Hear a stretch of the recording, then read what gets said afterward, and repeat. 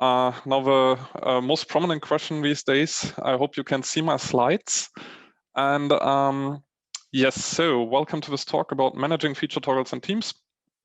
I got asked the other day, like, is it about tips how to use Microsoft Teams, which would be very useful, but no, it's not. That would be my next talk. So these are about teams that you work with in your daily life. And I put here some good practices because these are not best practices. Best practices would be something that you can apply everywhere where you're using feature toggles or where you have feature toggles or consider feature toggles. But these are good practices that work in certain setups in the teams that I experienced. And it might need slight adjustments for you. Some of these tips don't apply to you. But I've seen these practices work very well in the team setups that I worked in. So some words to my person. I'm Paul. I'm a developer from Hamburg in Germany, and I'm a board game person. So if you have also questions to board games or whatever, drop them in the chat, and we'll see if we can come to that. That's enough for me. And now let's get to why I'm doing this talk. So originally I had two things that triggered me to do this talk. The first one was that in May last year, the Technology Radar 2022 was was released by ThoughtWorks, and it included this bubble that you should adopt the simplest possible feature toggle. And in this context, we're talking about release toggles here. So toggles that are short-lived, have a small coverage, just cover like one feature really, and that are highly dynamic. And so I saw this and I thought this is interesting and people are interested in this. And at the same time, I had two experiences with teams that I worked in that were quite different. Both of them were using feature toggles. And for one of the teams, it went really smooth. It was very, very nice to use them. And for the other team, I experienced some pains. We had some tech debt and we had the feature toggles keeping long around and they weren't the simplest possible feature toggles. So I thought, let's try and brainstorm what were the differences in the usage of feature toggles and how we managed them in our team, and condense this into some slides. And this is what you're seeing right now. And the first thing is, why are we using feature toggles in the first place? So this might be a typical pipeline of your deployment. You're pushing some code and you want to do continuous delivery. So you push them to the build step of your pipeline, then you test your code, and then you're deploying it to some test environment, which is non-live, which might be used for demos, showcases, or some more complex testing. And then you have like a barrier. You have a manual deployment step where you have to say, yes, I want to deploy this to the live environment. And this is there because maybe some of the features that you developed, they're not ready yet to be deployed. And that's why you always have to say, I confirm that I really want to deploy this to live, and then I'm doing good. But I do not consider this continuous delivery because it still takes the deployment time, so it takes some time to deploy to live. And with every commit that you do, which is not going through to the live environment, the delta between the non-live environment and the live environment grows, and therefore it's a little bit unpredictable what will happen once you deploy it to live. And here you can use feature toggles so that you can deploy it through and hide any unfinished things from the live environment, so that everything that is good to go live is just toggled on, and everything that is not going good to go live is toggled off. And once it's good, you can toggle it on. So this is the basic idea why you want to use feature toggles. And I found 6 things that can be painful or that can improve dealing with feature toggles to have less pain with feature toggles themselves.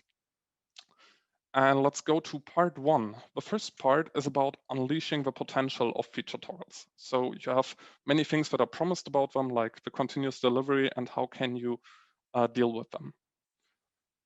The first tip is to make them dynamic. I mentioned this already, and now I want to go more into detail what dynamic means for me. Basically, it means that you can flip it. It's flippable. So here, this is a representation of a feature toggle. It's currently off, and I can flip it on, and I can flip it off again. And this is how long it should take for you to flip a feature toggle in your system. It should just be a button press, and then it's on or off, so that if you want to present something or you want to show, for example, this was the old system that didn't have this feature, and this is the new system that has this cool feature, you can show the difference immediately.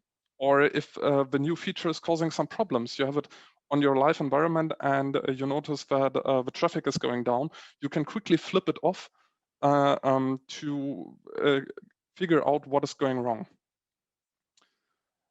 And with that said, the feature toggle should also be independent from the or dependent on the environments, so that you can flip the toggle on for the non-live environments and off for the live environments. That way, you can figure out, are things working on the non-live environment? How does it look right now? And if there are any issues, you can fix them. And then once it's ready to go live, you can flip it on for the live environment. But the code that has been deployed to these environments at this point in time is the same. So you can really see that whatever you developed does not break anything, does not break any behavior that you are already having live. So bottom line, you make your feature toggles dynamic to enable the feature preview. That basically means when you're like I said, when you're doing a showcase, you can say this was the old world, this is the new world, and you can flip it on and off. But you also enable other things that I mentioned, like for example emergency switches and these kind of stuff. Just to give you an example of how this is a good practice and maybe not the best practice. In my current team that I'm currently working in, people are not using dynamic feature toggles. They say we want to use static feature toggles. So we hard code them in the code and flip them by redeploying the code. This totally gets this out of the question, that you can flip them easily and showcase it easily, but it has its own advantages. For example, when you're checking your versions of your code, you're checking old versions, then you can see, was it on or off when we had this particular version deployed? So I prefer them dynamic, but there are good reasons to have them non-dynamic. The second tip is use them by default. We often have discussions, or in some teams you might have often discussions during a kickoff. Do we need a feature toggle for this or not? Can we do this behind a feature toggle? Do we need a feature toggle? And I would say you should always use a feature toggle unless there is a very good reason not to. Always use a feature toggle, use them by default.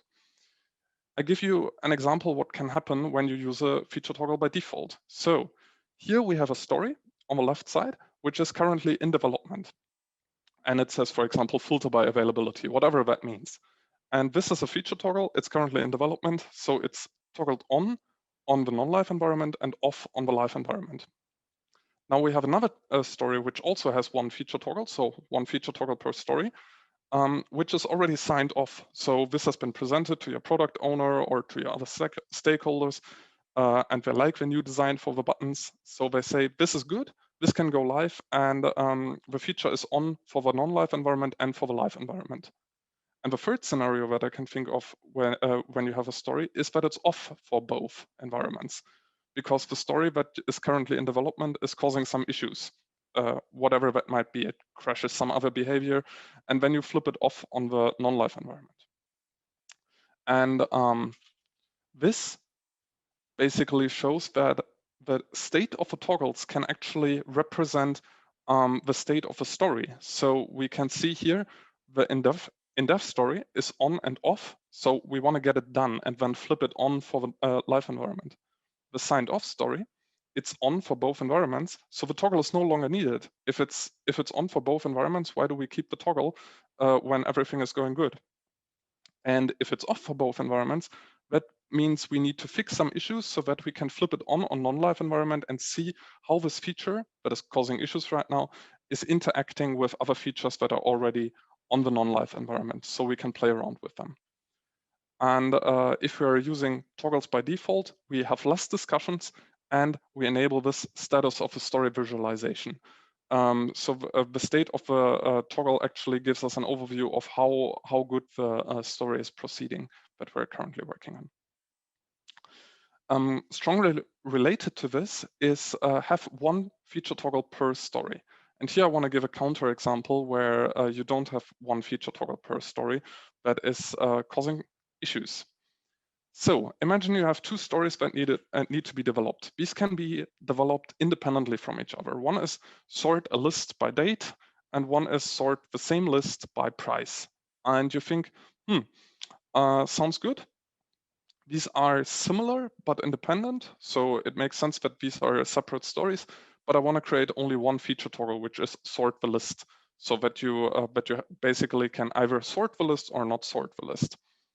Because you think this makes sense and the stories can independently be worked on.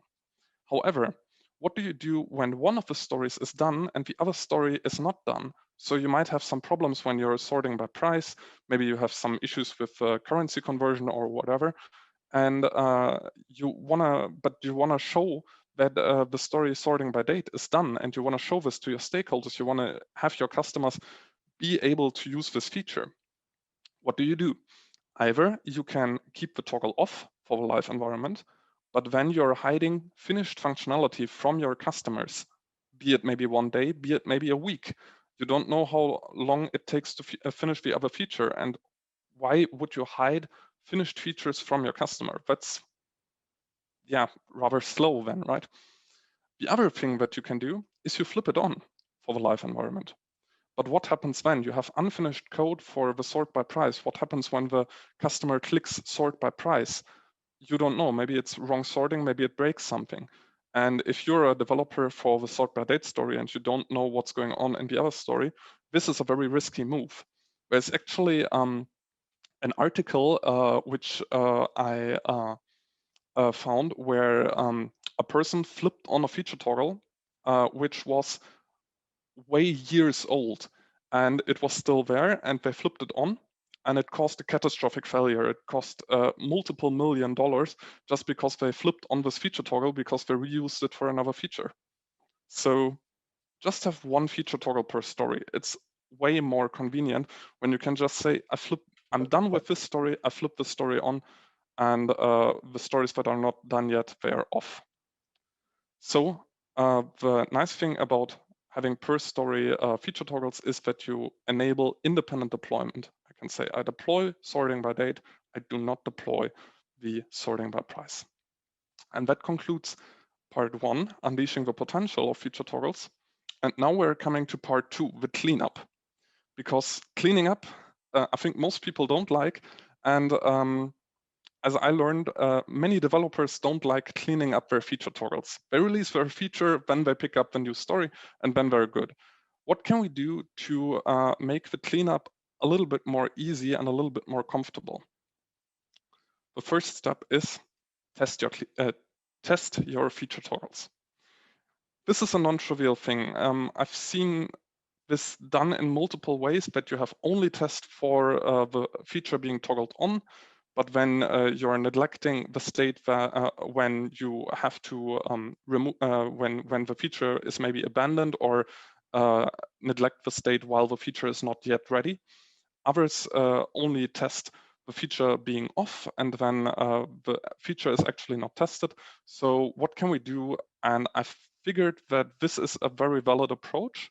And keep in mind that the following is a very valid approach. And keep in mind that the feature toggles should be the smallest possible feature toggles. So there's really not much to cover when you're keeping them small. Imagine these are your tests, T1, T2, T3, etc. These are the tests that are already existing, and the system is fine. They are all green. Now you picked up a new story, sort by date, you create your feature toggle, and you start developing your story. The first thing that you do is you flip the feature toggle on for all of the tests. So the feature toggle is always on whenever you run the tests on your local environment. Now, after some development time, you notice some of these tests are going red. So T2 and T5, they're going red. They are not working anymore because your new code has changed the behavior slightly. What can you do about it? Some people might delete the tests because they say these are no longer valid because we are having the new feature, but they have a reason why they have been there, right? So what you can do is you take them out and say these are affected tests. These are affected by my new feature and they need more attention. What you do now is you flag them as legacy tests. You just take the name of a test and do underscore legacy or whatever you like and copy them. So we have T2 dash and T5 apostrophe, whatever you call this, I don't know. And now you have copies of these tests and obviously they are still failing. What you can do next is you flip the feature toggle off for the tests you marked as legacy so that they are green again and they are still testing the behavior before the feature toggle has been there. For the copied test, you either adjust them so that they're green and that they do the new expected behavior now that your feature is there, or you delete them if you think these are no longer relevant. This way, the old test is still there while the feature is not done yet. And the T2 apostrophe is testing the new behavior that is including your new feature. I prefer using toggles. That's a library for Java when I'm developing Java code and want to use toggles. And toggles has this cool feature of saying at all enabled for test classes, so that all toggles are enabled by default, and you can easily detect tests that have some toggles explicitly turned off. So just turn them on for all of the tests and then turn them off for the tests that really need them turned off. Finally, you write some new tests, and the new tests obviously have the feature toggle on, because if it's off, what's the point of the new tests that are testing the new feature? Now, what happens is you're done with the story, and you say, I want to clean up my toggles now, so I can just remove my toggle, and what do I do next? I delete all the legacy tests because the feature is now done, it's live, and everything is good. So the old tests are no longer needed. And finally, I remove the toggle. So I made this a little bit transparent. This means that the toggle has been deleted, but implicitly the toggle is now on forever and for all of the tests. This is the state now. So when you have them properly tested, feature toggles can also be easily cleaned up, and the tests enable this easy cleanup, and they are very useful for that. And in the code, so this was just the test code where you need to delete some tests and maybe it's basically deleting some tests that have been flagged as legacy. And in the usual code, you might have one or two ifs that you need to remove when you have the smallest possible feature toggle there. The next thing is make the toggles visible to your team. So far we have talked from the developer's perspective, but your team needs to be aware that feature toggles exist. And what can we do about it to make them more visible? So this might be an excerpt from some Kanban board. Maybe you have, maybe you're using a Kanban board or something similar. And this is an excerpt now. We have the ready for sign off column and the done column. And what I like to do, or I like to do in my previous team, was that we put on every sticky, here is a toggle, and this is the name of a toggle. So if you're looking for this toggle to be cleaned up, for example, filter availability, just search the code for this toggle, and you can find it. And once the story is done, it can be cleaned up. So when you have them visible, it increases the team's awareness. And every single of these stickies that is still there means there's tech debt on this story. And finally, and this is now the important part about the cleanup, is make the toggles short-lived. How can we do this? The toggles should only live as long as they need to be there. Let's look back at the Kanban board that we had earlier, and you see that the two columns have now space for a new column. And what's that? That is a new column we are introducing to our Kanban board, which is it has been deployed to prod and is toggled on. And no story can move to the done column while it still has a toggle. We have one toggle per story, and in the done column, there are only stories that have been toggled on and the toggle has been removed. Now we can move all of the done stories over here so that they are no longer done and that we can see that they need to be removed. Also, what you can do now is it might happen that you have lots of stories here bulking up and never moving to done. But what you can do is you just say, once a story is signed off, we put an expiration date on it. And that might be in 2 or 3 days so that we can just see, does this feature work on live? And if we're satisfied with live performance of the new design of the buttons or of the sorting by date, and there are no issues, then it can be removed. And you probably have your daily stand-up every day or every 2 days or whatever. And then you can just walk through the board and see, are there any toggles that expire today? And if it's now June 23rd or June 25th, you can say, let's pick up this toggle and remove it.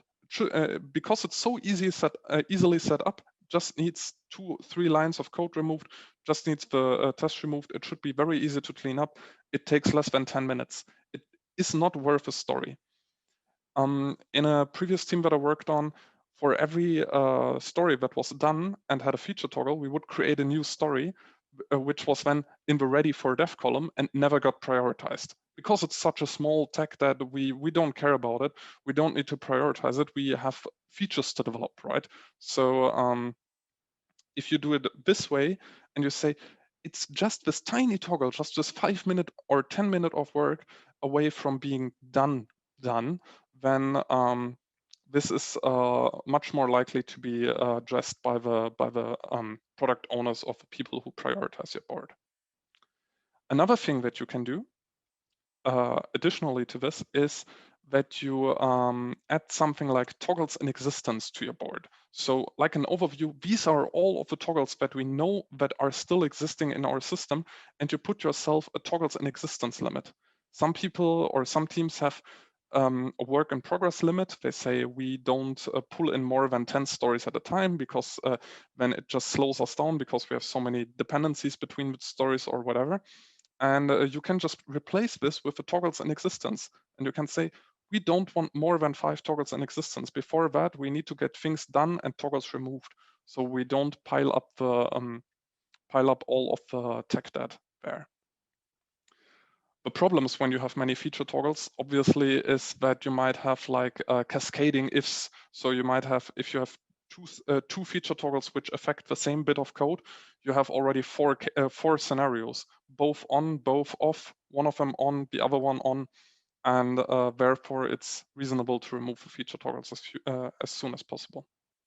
So keeping them short-lived, it reduces the tech debt and therefore makes working with feature toggles an ease.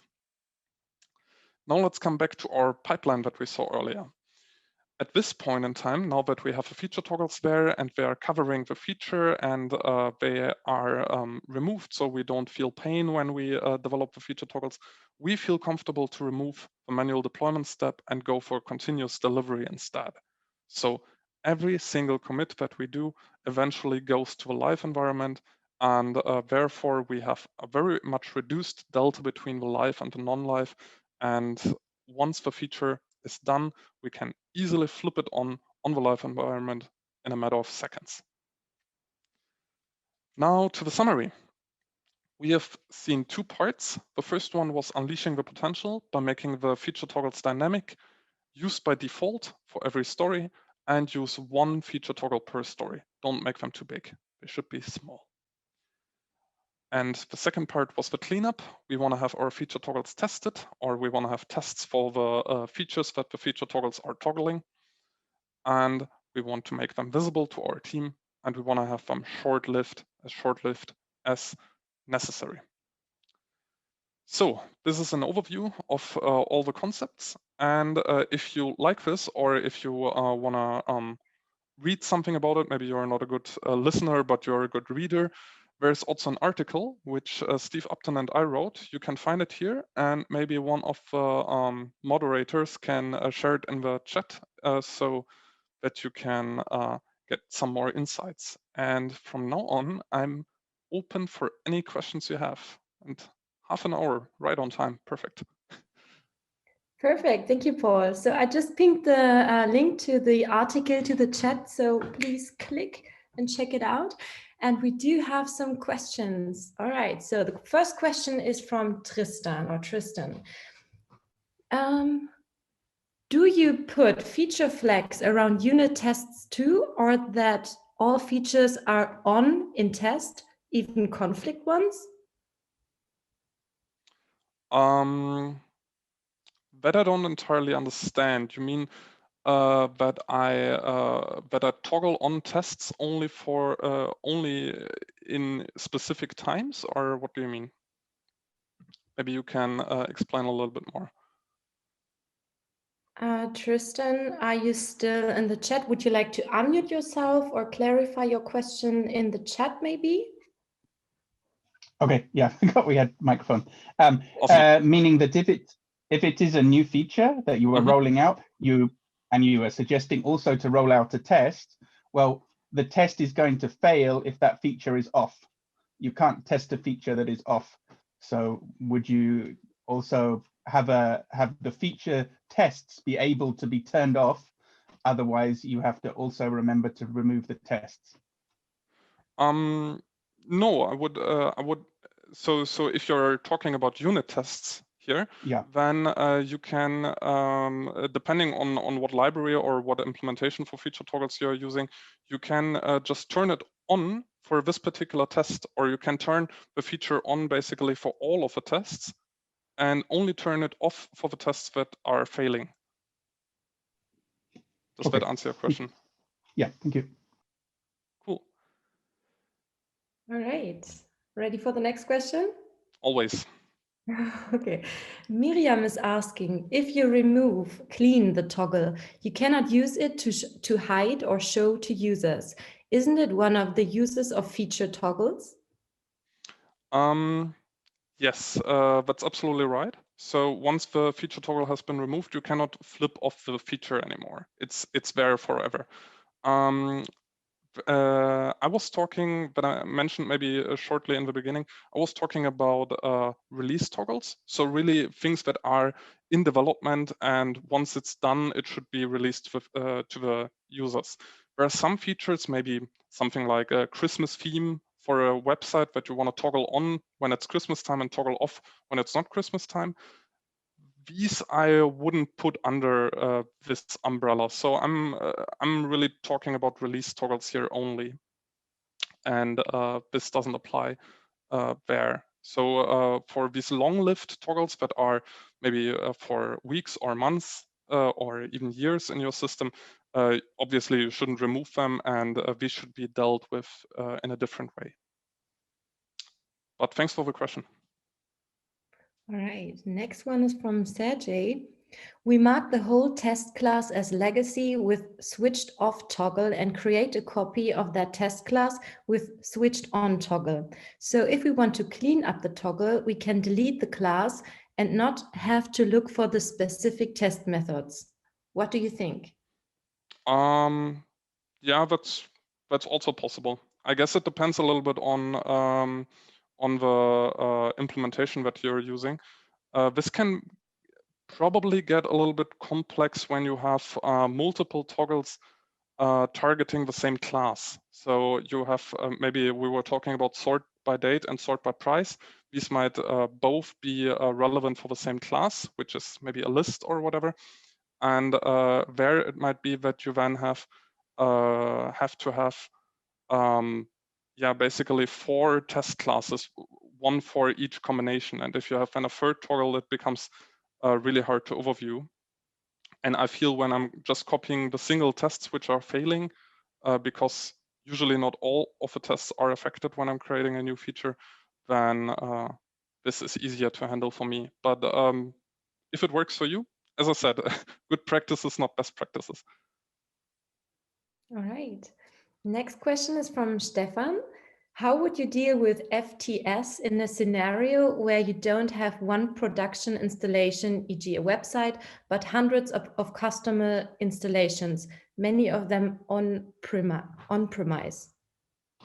With FTS, I think you mean feature toggles, probably. I'm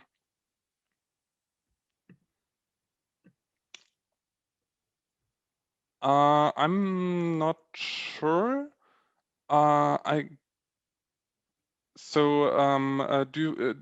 What do you exactly mean? Do you mean something that we're rolling out to the customers, and they have it installed on their machine, and we roll out an update, or do you think about things that I don't know, like a program that you buy in a store on a CD and install it?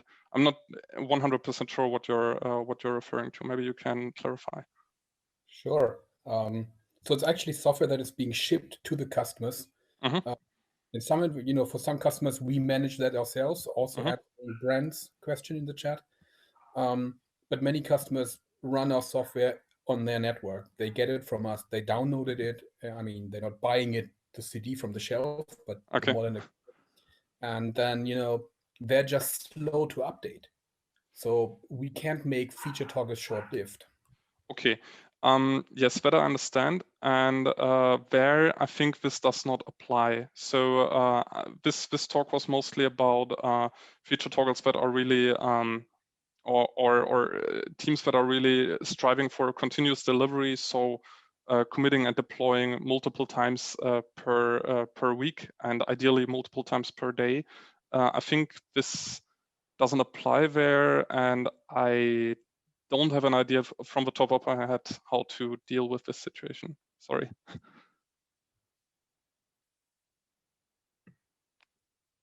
All right. Is it okay if we move on to the next question, Stefan, Paul? Yeah, sure. For me, it is. Sorry that I have to disappoint you. I'm just a sad on-premise developer. Okay. All right. Next question is from Mark. How to flip dynamic feature toggles when they need database migrations, e.g. by Liquibase on application start? Are there any good practices? I have never worked with Liquibase. I don't know. Sorry. Okay, maybe some of the people from the attendees have an idea and can ping their ideas to the chat. Yeah, Then I see also the Steve Upton, my co-author of this presentation and the article, is also in the chat. So if he has an idea, maybe you can share. All right. Until then, we move on to the next question from Serhat. Would you recommend this approach to handle managing different customers' custom features in the same code base? Customers, custom features. I think this again refers not so much about to release toggles, but more about toggles that are really toggling features dependent on the customer, and there at least the cleanup part does not apply again, because you don't want these features to be rolled out to everyone, right? So there, I guess the top approach to keep them simple and keep them per feature or per story, that's where still useful. Also to flip it on and off easily, but since you're not cleaning up, if I understood you correctly, this does not apply there. Okay, thank you. Next question is from Udo. Can you comment a little bit more on non-release toggles? Are there good practices for these too? Yeah, sure. Of course there are. Non-release toggles would be, for example, for testing. Maybe you do some A/B testing where some of your users get access to certain features and some don't, and these are a little bit more complex. But yeah, there are definitely good practices, but I can't answer this right now without doing proper research. I have some opinions, but yeah, they're not very qualified.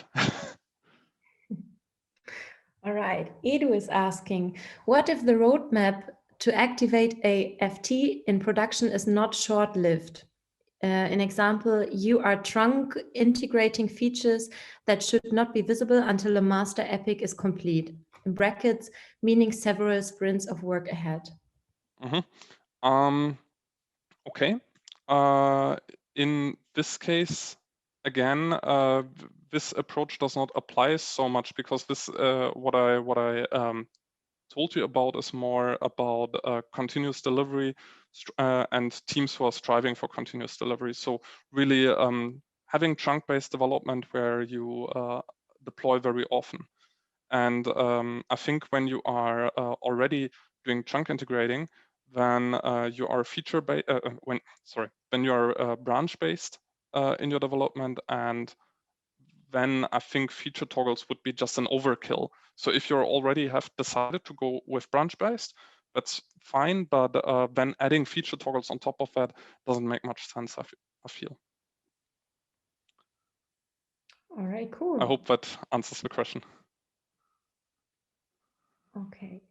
Next question is from Raoul. Within a microservices architecture, if a feature affects multiple services, how do you make sure the state of the toggle is synced? Do you use a centralized features API or some UI that switches the toggles for all affected services? Yeah, thanks for the question. I have not been in such a scenario so far, but what you mentioned with having a centralized API that is taking care of that, or maybe having a shared database, maybe a small database where you can just store the toggle state in, and every team can access that. That might make sense. Although, if you have a microservices architecture, the question is how often do you really have to care about features that that directly affect in this way multiple services? I don't know. I don't know about your exact scenario, but what you proposed sounds reasonable to me. Cool. Andreas is asking, which feature toggle library or tool do you recommend for Java? Yes, I mentioned that earlier in the in the talk. I can put it into the chat. It's called Toggles with a Z and without an E. So Toggles. That I like very much. It's easy to use, easy to implement. It stores the state of a toggle in the database, and you can just flip it on and off whenever you like through a nice UI. Thank you, Paul. Next question is from Jean-Pierre. That is a very long one. I hope I can read it out clearly enough. Okay. How would you handle nested features where you have a big feature containing several small ones? The idea is that on production you would like to deliver the complete feature, but on pre-live you want to show off the parts themselves. Would you recommend to use only the inner toggles, or would you suggest to have the main toggle aside from the inner toggles?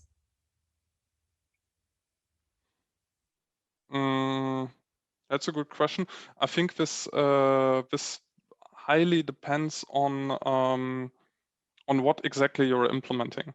It might make sense to have feature toggles like I described them for the inner parts of your feature, and for the main part, depending on how you develop it. If it's, for example, a website, maybe instead of using a feature toggle, you can just use a separate route and just go to, I don't know, /my new feature, which the customers just don't know about that this domain exists. And then you don't really need a feature toggle, but you just need to reroute once your feature should go live. Yeah, that would be my spontaneous answer, but again, the concrete answer depends on your concrete scenario that I don't know of. Thank you, Paul. Next question is from Simon. How do you make sure that the toggle is configured in one place, for example, when a feature includes changes in the back end and the front end? That's a very good question. I like that. So how we dealt with this in the team, in our team, was that we had the feature toggle just defined in the backend. So there's a database, and the backend, the Java code, the Java application could access this database and see the state of a toggle. And if there was front end things like some buttons or whatever in the front end that should be toggled by the same thing, then we would send this to the front end when we are loading the page. So we have an API, and this API sends as a payload back to the front end the state of a feature toggle. So it says, for example, my new feature is toggled on or off, and then the front end can decide, depending on what it gets back, how it wants to visualize the website. I did this one time using Java and React. So React on the front end, that worked really well. We put the feature toggle, we requested it on application start, and we put the feature toggle into Redux and could access it from there. And one time I did it with time leaf, where we mostly built the dynamic parts of the website in the backend anyway, and that made it easy to include the feature toggles there. I hope that answers your question. Thank you, Paul. I can see there's a lot going on in the chat right now, what is pretty cool. And with this, we are coming to the last question. So please, if you have another question, ping it to the chat right now. Otherwise, we will now come to the last question. Mm-hmm. This one is from Tristan again. In production load, have you a preference for how to interact with feature toggles, JS or API backend library? I think I answered this already in previous questions. Can you? So, is there anything more specific you wanna ask Tristan? Then you can unmute maybe. But I think I answered you'd this already. Okay. Yeah, you just answered it. So thank you. Okay, perfect. Sorry, then it was my. Thanks to so many people joining this call. We had over 100 people at one time. I did not expect this. This is amazing. All right. Have a great evening, everyone. Ciao, ciao.